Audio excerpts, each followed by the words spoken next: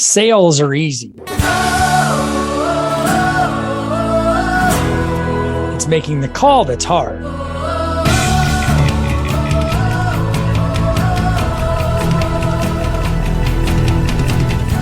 Hi, my name is Dave Gallegos.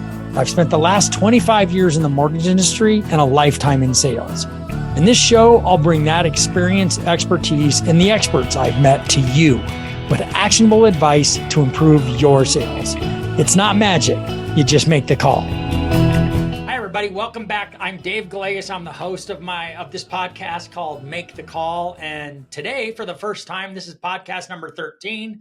For the first time, I brought in a guest. This is Ryan Pettigrew. Ryan is a loan officer that's worked for us coming up on 5 years now. Yeah, crazy enough. It's been that long. It is crazy. So let's talk about that. Let's talk about a little bit about your story. I'll let you tell it about how we met and what that was like for you and how you got here. Because today you're in the top 3 or 4 top 4 or 5 every month loan officers that we have. Let's talk about your story and let's talk about your journey. Yeah, it's funny. I mean, like many loan originators, right? Obviously, I just kind of stumbled upon this industry because our number one recruiter in the company is my brother-in-law. He's brought on basically half the company at this point. Right. Chris Hauber, yes. It's funny. This all came along. I was at Enterprise Rent-A-Car and I was just looking for a change.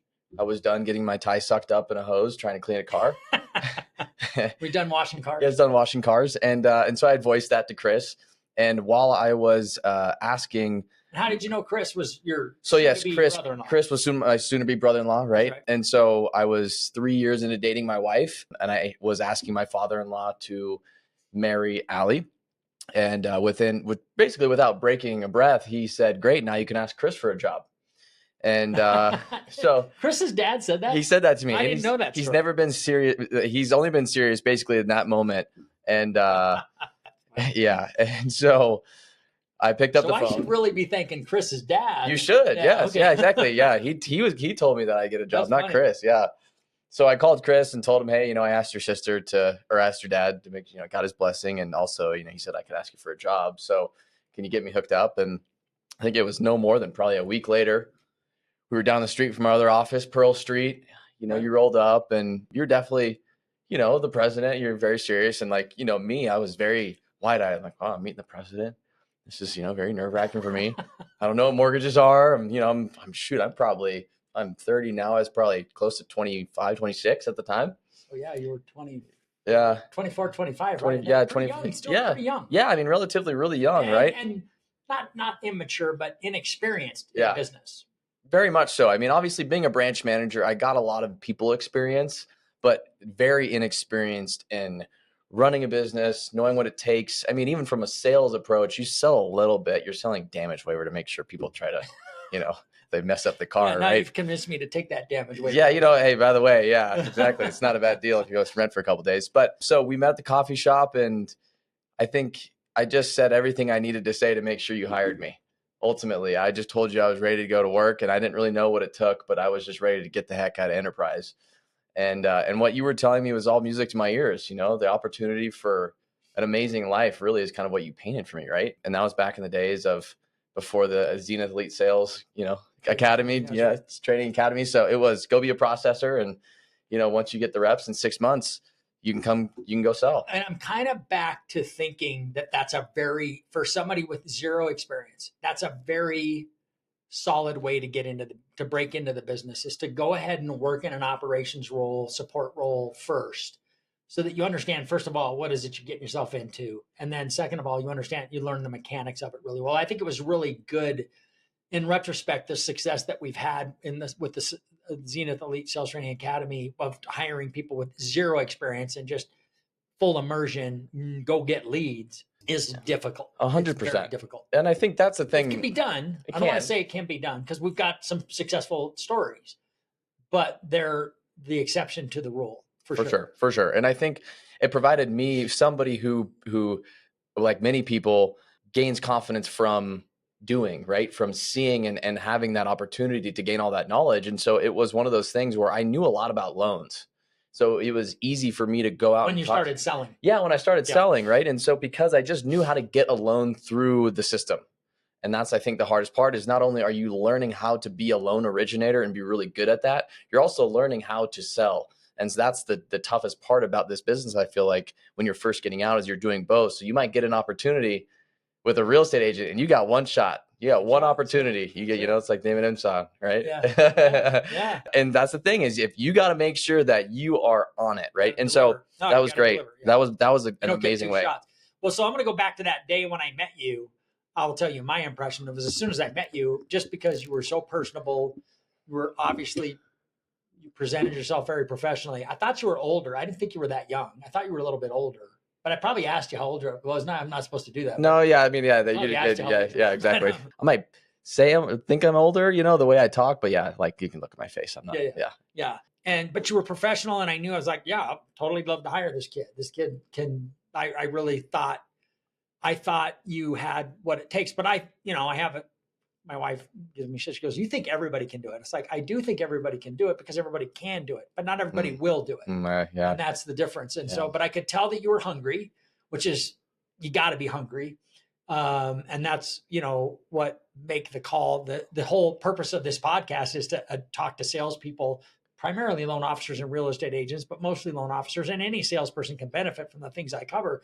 Because if you're not hungry and you're not dying to learn, that was another thing that we talk about here a lot, is that you got to be dying to learn. You're easy to teach if you're dying to learn. If you're not dying to learn this stuff, if you don't want to get it all, you're hard to work with. You're hard to teach, and you just, because you won't do any work on your own. And you were all that. You were very hungry. So I could tell you were eager and you were ready to do it, and you jumped in, and you were smart. Got to be smart. So I'm hitting on the hungry, humble, and smart deals, but because you weren't cocky, you were there was a little cockiness to you, but it was more like, I can do this, dude. Like, come on, give me a chance, give me a shot. And God, I would love to talk to people like that all the time, because those are the people that I know that I can give you what you need to be as successful as you can be. So let's talk about, one of the reasons that I wanted to talk about this today is about the subject that I wanted to cover was Psycho-Cybernetics. And Psycho-Cybernetics is a book that's had a huge impact in my life. But we talked about this before the podcast, like, let's do this podcast this afternoon. We just decided to do this afternoon. Let's talk about your experience with Psycho-Cybernetics and what you've learned. And so I've talked about this on the podcast before, Psycho-Cybernetics by Dr. Maxwell Maltz. And it is a book that was written back in, I think the original, if I'm not mistaken, 1960 was the original copyright.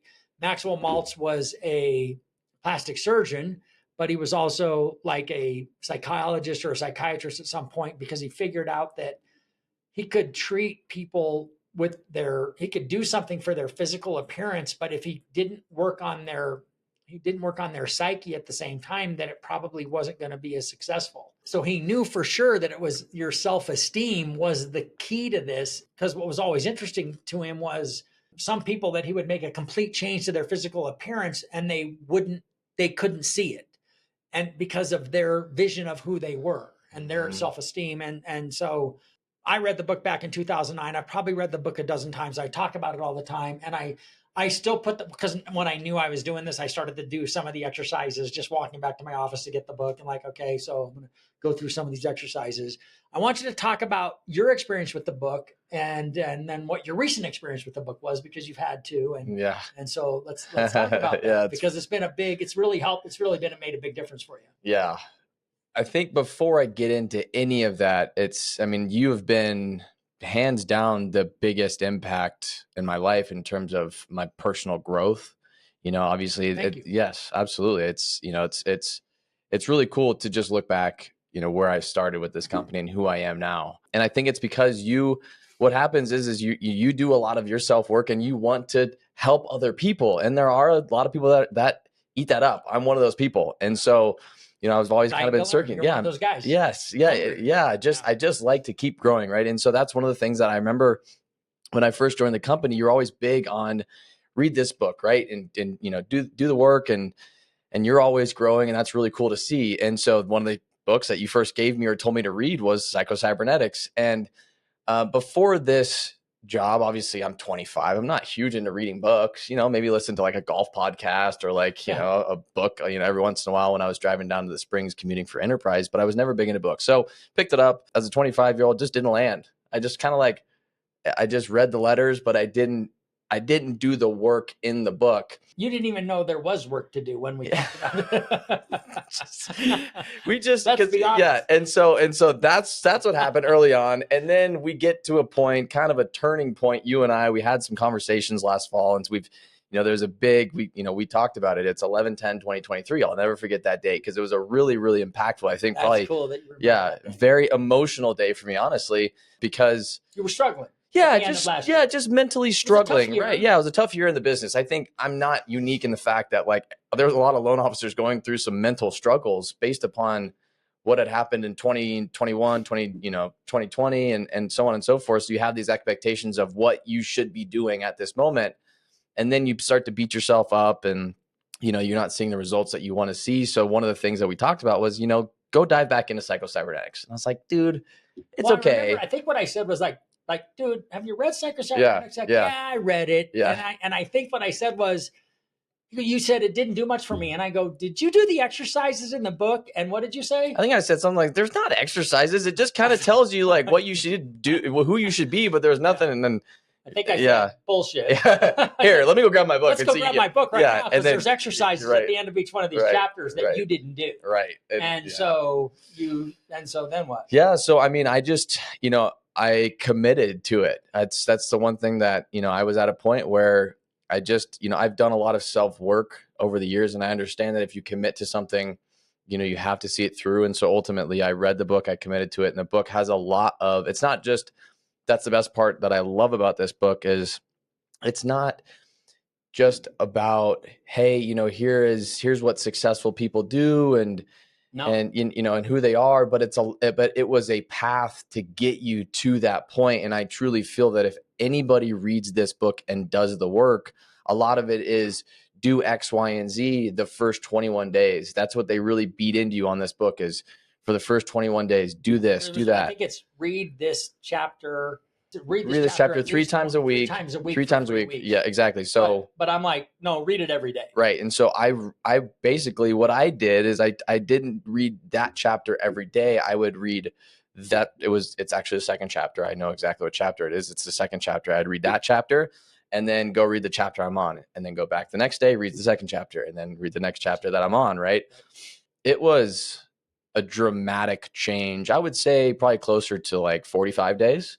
You and I both saw like this monumental shift. Yeah, it was like, I remember it was either before or after in the New Year's. It was right around the New Year, but we were sitting in the conference room and we were talking and I got a little choked up because I was talking to a different person. Yeah. It was a completely different human being from a level of confidence and self-worth and self-confidence that had just because you were in a dark place and you went boom. Yeah. And then everything else shifted in your business at the exact same time. It's like you had the best January you've ever had. From a lead standpoint, the best. You've had the best. That's the best first quarter that you've had. Oh my gosh, hands like bar none times 5. Double. Was it double or times 5? Times 5. Times best 5. First quarter that you've had in your career. Yeah. This is your 4th year originating, and that includes 20 and 21 because you were on that team. Yeah. Yep. Yeah. This is technically my 4th year. Starting my 4th year originating. Yep. Yeah. So 5 times in the first quarter of this year. That's phenomenal, dude. And a big part of it was you and I had done a lot of work where you were sharing your Zoom consultations that you were doing with your clients. Gosh, and cringy looking back on some of those, honestly, but it's good. It is now for sure because you're not the same guy. And I remember you're like, okay, well, you critique this one. And I would watch sit and I was like 3 minutes in, I was like, who is that guy? Like, that's not you. Yeah. And you were trying, I could tell that you were trying to be our best originators, a guy named Giuseppe, and been here for 20 years and been doing it for a long time. And he's great at it. And you were trying to copy Giuseppe's style. And I was like, don't do that. You're not Giuseppe, and you shouldn't. You can take his style, you can take his process and everything, but you got to make it Ryan's process, and you got to quit trying. You were trying to be somebody that you weren't. You had this really kind of a weird, not creepy smile, but it was forced. Like it was just a forced. It was thing. unnerving. Yeah. It was like, ooh, who is that? Why do you do that? And you were talking to people like you weren't talking to them and listening to them. You were talking at them, and you were missing things that they were saying. I could tell because you were so into your own head. For sure. And because like now I think what you said this on the call the other day, that you're converting like 45% of your leads are converting. Closing. Yeah. Which in this business is an insane number. Yeah. In this business, purchase transaction. I mean, when you're in a refi, in any sort of refi world, you're going to get, almost 100% conversion on refi, right? But yeah, when you're in a purchase business, that's I think the biggest transition for me, for sure, is I've seen, it's been really cool to see the reaction from clients, because I think they feel that energy shift. I think ultimately what you talked about at the beginning of the beginning of the year, when things really shifted for me, I'm big into energy and just ultimately how everything manifests, in your life. Right. And when you make, a personality and a self-image shift, like I have, everything else in your life physically, now the physical reality of what you're changing in your mind is actually coming to fruition. Right. And I think a lot of people overlook that, because this business is so tactically focused, right? Make the call, do the things. You're right. I'm guilty of it. It's called make the call, which is a tactic. It's not, and it's a strategy, but it's not I think, don't you think Ninja Selling, great book by Larry Kendall and a great system to go through and read the book. I would highly recommend it. We should probably do a podcast on that book. We will, but he says there's three things that is the difference between success and failure in that business. And Larry's a real estate agent, broker owner in the group in Fort Collins. And he says there's three things. It's mindset, skill set, and daily activities. So skill set and daily activities are tactics and strategies, but mindset is the first thing on the list. And he devotes like the first quarter of the book to all the mindset activities that I've always known were the most important activities. My experience with this book was, I didn't read it until 2009. I'm 49 years old when I'm reading this book.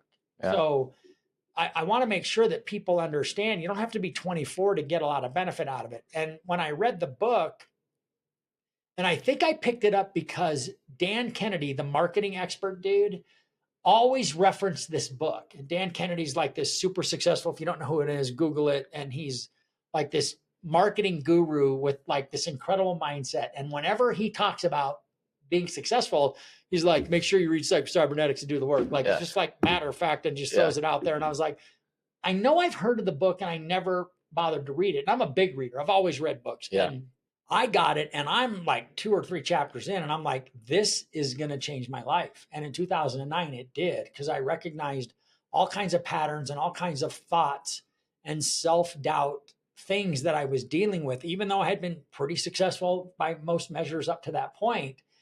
Man, from 2009, the difference in my life from 2009 to 2024, as we sit here today, and everything before 2009 is so dramatic. It's very difficult to quantify. And I have to, a lot of things happened, but so much of it was a difference in the way I felt about myself as a person, as a leader, as a husband, as a father, just as a human being, changed immediately because of all these things that are planted in our brains when we're little kids. Right. That we end up carrying around with us. And I didn't need to go to a psychiatrist and talk about my feelings or anything else like that. It was just, that's where the work, when we talked about, I go, did you do the work in the book? And you're like, there's no work to do. And it's like, no, there is work to do. And that work requires you to think back and go like, what did I hear growing up? Or what did my mom say or my dad say? Not trying to hurt me, but what did they say that maybe impacted me that is not serving me at all today? And I'm still carrying that crap around. We all do. And we all do. We 100%. Yeah. It was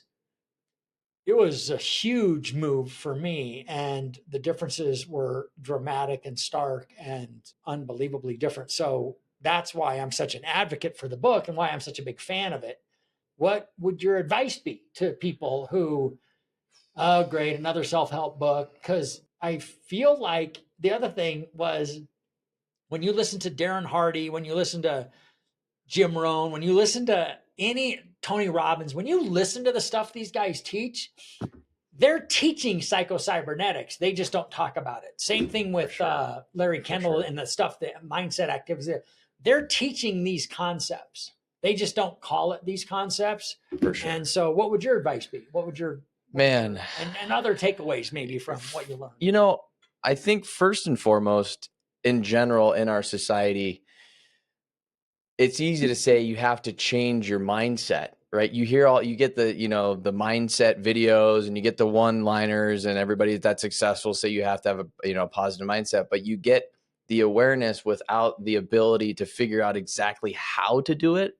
It's really tough to just be like, oh, okay, I'm going to be I'm on a successful mind now. Because to your point, you have all of this stuff in your head from when you're growing up, whether it be from parents or society or just how you reacted in certain situations. And so what I've gained from this book are the actual ways to change. And so I think that's my biggest suggestion is really just release yourself to what this is.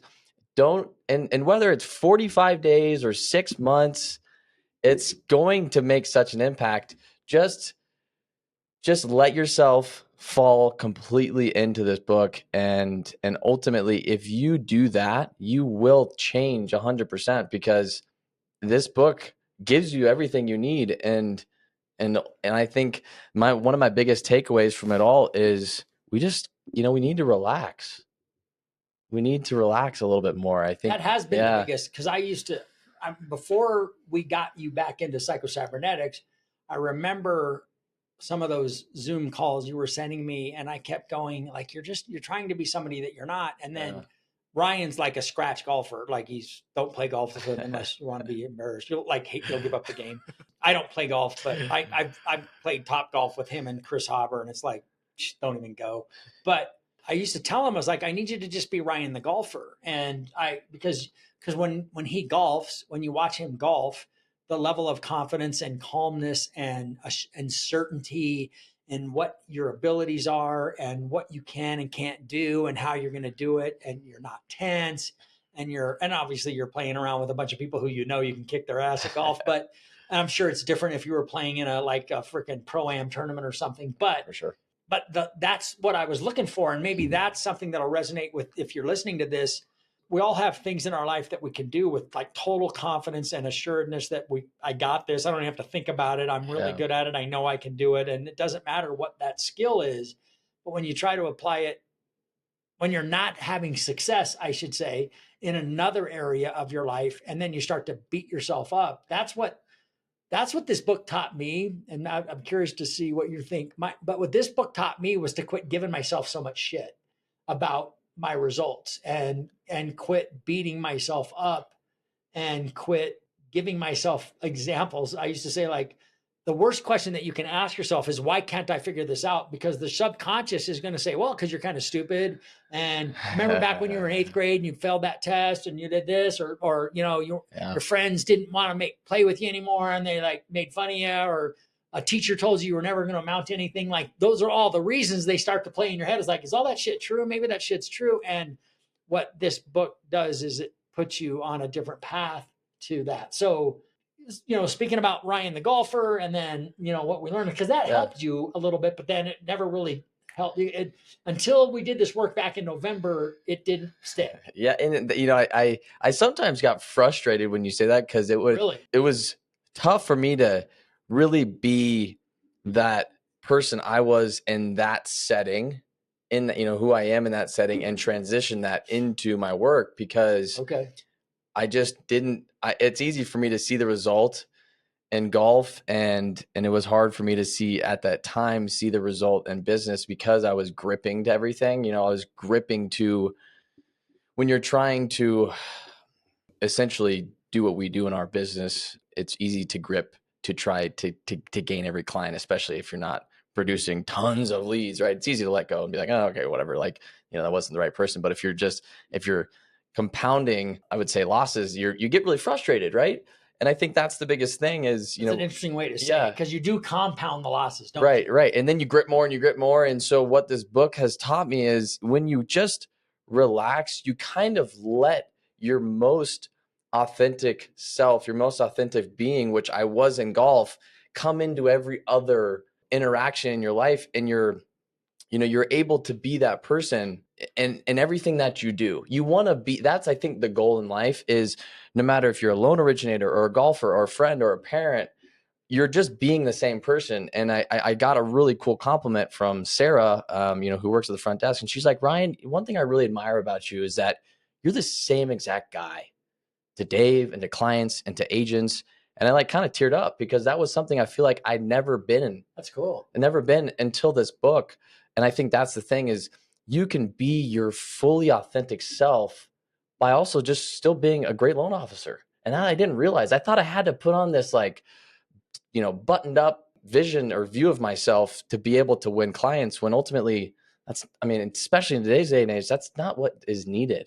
And this book had allowed me to kind of break down those barriers between it all and just relax into the moment. And when you relax, you get out of your head and you get into your heart, right? And people can feel that getting into your heart when you're doing everything that you do, right? And that's one of the biggest takeaways from this book is, man, your self-worth goes up a ton, because now you're changing your view of yourself, but also because you've changed your view, you can now really relate to everybody, rather than trying to worry about, oh my gosh, is this client going to use me? They're going to use me. Oh, they're not going to use me. Oh my gosh. Right. And then it's just like, dang. And that so goes to the point of be careful what you say to yourself, because you're always listening. 100%. Right. You're right. always listening to the things that you say about yourself. And, one of my favorite analogies that I've always loved to use in this book is that I have a follow-up question about Allie that I want to ask you. So remind me. Mm-hmm. One of the best questions that I ask people in this book, or that I get people to read this book and embrace it, is, so imagine that you have a child and that he's old enough. So Owen's old enough to understand what I'm talking about. Because I can't do this with him now. He's too young. And I would never do this. But if I walked up to Owen when he was 12 or 13 and just go, you know what, Owen, I can tell that you're probably not going to be the brightest kid in school, and you don't seem to have a lot of talent. So I want to make sure that you don't try for too much in life. Probably not going to do very well at all. You should try to maybe get a job where you don't have to do a lot of thinking, maybe work with your back and not so much your mind. And you beat the hell out of me if I I would sock you right away. Right. Exactly. You wouldn't even let me. You'd have a broken nose probably. Yeah, exactly. So, and yet that's how we talk to ourselves a lot without realizing it. And that was the concept that I took away from that book. It's like, you would never talk to someone else. You would never let someone talk to your child the way you talk to yourself. Mm. And that right there is everything. So that's what this book teaches you, is a way to have a different conversation with yourself about yourself, and a different way of living your life that is just super empowering. So my question is, what is Allie said about this and this change in you? Because for Sarah to have, that's interesting that Sarah doesn't live with you. No, she doesn't. So no. She hears me talk all day because my door's usually open. So, I'm right next to the because it had to be a pretty big difference in your personal life. For sure. Because as a man, I think you don't want to always, bring any, talk about your feelings a lot. Granted, I'm open with that. I think I think more than most men, I'm pretty open with that. But also too, you don't want to come home and, just gripe, because I hate when Allie's talking about work and X, Y, and Z person made her mad, because I just it's just negative energy you don't really want to have in the house. And so she would feel the energy. I wouldn't necessarily voice it. It would be, how was your day? It was fine. Right. Okay. And let's move on. I don't really want to talk about it. I haven't really had that. I just haven't had that. And she can see that difference. And the best part is I'm going to get choked up talking about this, is it's allowed us to have such an amazing relationship since I feel like our love just grows every day. That's cool. Because of that, I didn't even think about that. And it's really cool just to be able to talk about all of these wins, and whether or not it's always a win. I feel like now I'm also able to shift my mindset and say that, that just wasn't meant to be. Right. And we can use that loss as a lesson, but there's a lot less of it, and there's things that I'm learning about myself through this process that I don't think my mind would have been able to even see without Psycho-Cybernetics kind of giving me that ability to do it. because, I think the other thing that this book, it asks you to do a lot of is visualizing what, who you are, even though you may not be that person in the moment, because, as we all know with modern, I would say, data at this point, that your brain doesn't know the difference between something that actually happened and something that you're visualizing, right? You feel that feeling. And so ultimately, when you do that, you can visualize success. And so I think that's the biggest thing, is like, now you can also kind of talk yourself out of those negative. You can take that visualization that you start to get really good at and say, if you worry about something, like, rather than visualizing something that might happen, that might be bad, why don't you go ahead and flip that into what could actually go right? Your mind starts to say, you know what, actually flip that. And there's actually some really awesome potential here. Right. And it's like, whoa, I never thought about it that way, and so then you start that compounds on itself, and so cool. To answer your question, I think Allie's seen a monumental difference in me, and, every other part of our life is so amazing because of that. Right. Yeah. You don't have the struggles of even finances and stuff, because obviously you're providing for your family, and there's, so much that goes along with that too. No, and it's this business is there. That's the cool thing about it. It's what I like about this. I love sharing a book like that changed my life. So it's fun to share a book with, like, dude, read this book. It's going to change your life. Mm-hmm. And so it's just, I love, how many books have I said that about? But right. Like all of them. It's so fun when somebody takes and does and puts in the work. So you have to do the work. And so kudos to you for, being committed enough to want to get where you wanted to go in life. Because a lot of people want to get there. It's like, I said, everybody has ambition. Ambition is, I want to live in a mansion. I want to drive a nice car and have millions of dollars and go on fabulous vacations and have 6-pack abs. Right. Am I going to do the work? Yeah. To get all that stuff, because it's work. And, kudos to you for doing the work, and super proud to have you in this company.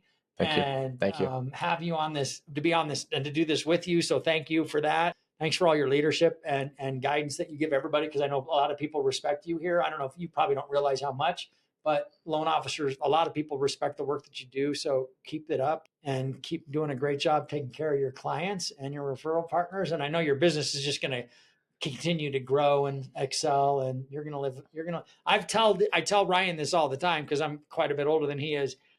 And I said, and this before he turned 30. So lame that I even say it like that. But where did I go? Do you know how lucky you are that you're in your 20s and you're in the mortgage business? Do you know how jealous I am? Because I didn't get in the mortgage business until I was 37. And I was like, man, you're in your 20s and you're in the mortgage business. You're going to kill it. Yeah. And so I have to pinch myself. I really do. I have to pinch myself, because you tell me that. And I'm like, the second I start to worry about anything, I'm like if you would have told me this is where I am at 30, man, I'd been stoked. Isn't it funny too? All the things that we have worried about, and we've had ups and downs. We're still in a weird time in our business, but all the things that we worry about, how much of the shit that you've actually worried about isn't even something to worry about? As it turns out, it's like, that was dumb. Like, why did I waste any energy on that? Right. Exactly. And I think that's life right there. For sure. So thank you for having me. This has been really fun to talk to you. Fun to do. This is cool. It's kind of like an icing on the cake. Like it's cool for me to be able to talk about this, because one of the things I wrote down to kind of tie it all in a bow is, one of the things that it would have been, I told myself at the beginning of this process, is I set a goal that I wanted to look back at myself and say, man, look how much you've changed. And once again, I'll probably get choked up talking about it, but yeah, it's cool, because now I'm having this conversation. I've just had this revelation in my mind. I'm having this conversation with you about exactly what I set out to do. So what a cool thing. Dude, it's a blast. It's a privilege and a blast. And it's what I'm gonna get choked up. It's the best part of what I get to do is this. It isn't, yeah, the money's great and it's fun to do all of that stuff, but to see people's lives impacted and changed, and know that you're going to continue to grow and you'll be a leader here for a long time. We've talked about that. It's really fun. It's a privilege to be on this journey with you. So thanks. Yeah. I know it's weird. I don't ever say shit like that, but it is. And I really appreciate it. So thanks, everybody. Thanks for everything. So, all right. Psycho-Cybernetics. Make sure you get this book, read it, embrace it, reach out. If you like this podcast, please give me a rating. Please share it with your friends. And thanks a lot. We'll see you on the next episode. Cheers. Thank you for listening to Make the Call with Dave Gallegos, brought to you by Zenith Home Loans. If you enjoyed this episode, make sure to subscribe to the show anywhere you listen to podcasts, and share the show with a friend or colleague who would also find value.